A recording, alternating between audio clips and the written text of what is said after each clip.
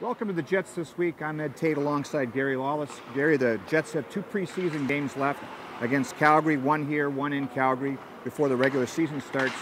Let's kind of look at training camp a little bit here. What are the main storylines that jump out for you? Well, I think number one is the fact that Kevin Cheveldayoff opened up opportunity for young players, and they've walked through. Nikolai Ehlers, Paul Maurice likes what he's done defensively. They're not even watching the offensive side of his game. They know that's going to come in time. Might not be till Christmas. He wants him to learn the defensive side of the game, to be responsible, and to be able to trust him.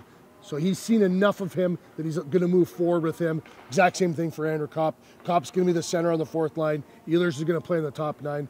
Now the other real interesting spot is the left wing on the fourth line, and it's open, and it's beginning to look to me like it's going to be youth as well, either Nick Petan or J.C. Lapon. There's 2 games left. Thomas Raffl can still make a statement for himself, but my understanding is that Raffl won't sign a 2-way contract. He wants to play in the NHL, and if he doesn't play in the NHL, he's going to go back to Austria and play there. He makes about $300,000 a year when you factor in car rent, exchange, tax, all those things. He's not going to make that with the Manitoba Moose. So I think that there's a contract issue that keeps Raffl probably out of the mix. Lapon and Petan are interchangeable in terms of contract. They can go back and forth between the Moose and the Jets all year, and that kind of will allow the Jets to have the best of both worlds. Petan clearly has more upside as an offensive player, but Lapon brings that edge, that the ability to agitate to his game that the Jets really don't have in their lineup. So those are some key things that I've been watching. I think the next 2 nights sort of will determine who's going to get that spot on the left wing for opening night, and I believe it's now between Petan and Lapon at this juncture. But hey, maybe Raffl really jumps off the page in the next 2 games and asserts himself and makes the Jets think, well, both these kids can go to the Moose.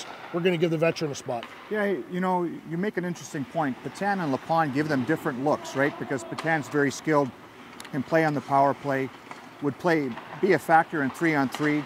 Lapon is that agitator, as you said. One of the other interesting storylines. Just let me interject for a second. Both those guys are going to play 30 games in the NHL this year at a minimum, because Petan, if he goes to the Moose, he's the first call-up if they have 4th line injury or if they have a top 9 injury because of his offense. And Lapon, I think if he goes to the Moose, he would come up. If there was an injury in the top 9, Petan would move up, and Lapon would go into that 4th hole. Well, it's so easy to go get those guys. You just have to walk down the hall and knock on the door now that the Moose are here. We could send you. Yeah, there you go. So one of the other storylines that's jumping out for me, and I'd like to get you to weigh in on this, is where are they going to play Adam Lowry? Because they want to promote this guy. They want to give him better minutes. And then where do you play Alex Burmistrov? Who does he partner with? Because Lowry, we're seeing amazing growth in him, and the organization, and particularly Paul Maurice, loves him. And then Alex Burmistrov, before he left, kind of had this reputation as a guy that's tough to play with. Now, apparently his game has changed. He's matured, but they still haven't seemed to really find a good fit for him yet. Where do you see those 2 guys slotting in? Well, Paul Maurice, he isn't stubborn, but he's willful. He wants Lowry on that top line. Right. And frankly, in terms of offense, I've seen more from Lowry offensively in the preseason than I have from Burmistrov. Now that could change over time, but Lowry was really good the other night. Had a couple of really good chances. I think let me ask you this. If you put Lowry between Ladd and Little, how many does he score? I bet you he scores 15 to 18. Probably, you put Burmistrov in there, it's a 10-goal guy. That's how I see it. Now I might be wrong, and I'm an Alex Burmistrov fan, but I don't think he's a finisher. And that size also to me is a big factor. You want to be able to put Ladd and Little out whenever and against whoever. So if Anaheim rolls off Getzlaf or Kessler and Lowry's in the middle, he saws that off. He makes it hard to match against the Jets. And then you've got Scheifele, Wheeler, and Stafford right behind them, and then Perreault, Ehlers with Burmistrov in the middle. It's 3 lines with offensive abilities. Burmistrov's good defensively, and Perreault, he's small, but he does pay attention to the defensive side of the game. So I think that third line would be effective, and we know the second line is going to do good things.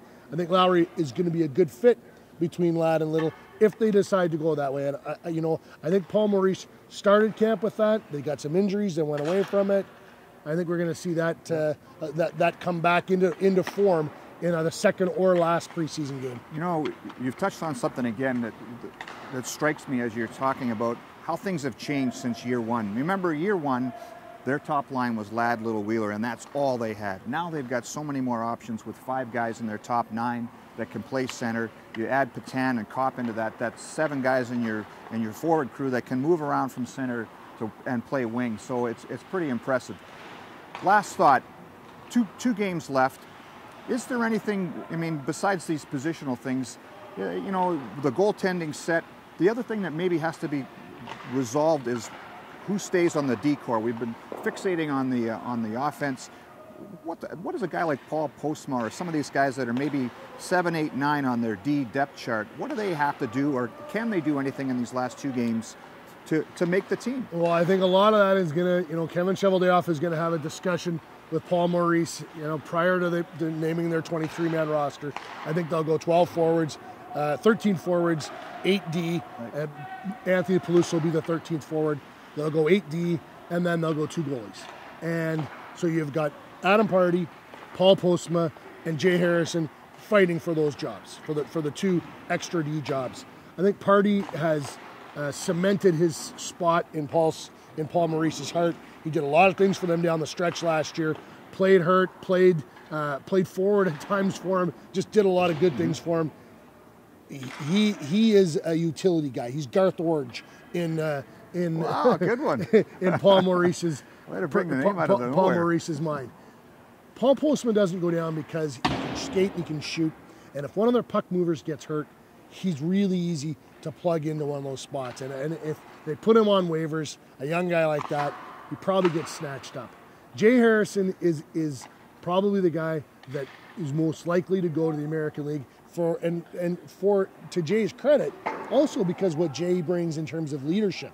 They'd like to have him tutoring Josh Morrissey and keeping an eye on their young guys across the hall. And also, his salary is 1.5, but Carolina pays a big portion of that this year, so he's not that expensive if you do put him in the American League. All these guys are on one-way deals, so they're all going to make top dollar when they're in the American League or in the National League. But Harrison is a little softer because Carolina is on the hook for a portion of his salary. Yeah. So that's how I see that shaping up. Yeah.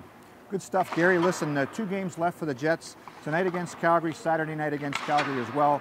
Open the season next week in Boston, part of a 4-game road trip, I believe. For Gary Lawless, I'm Ed Tait. That's the Jets this week.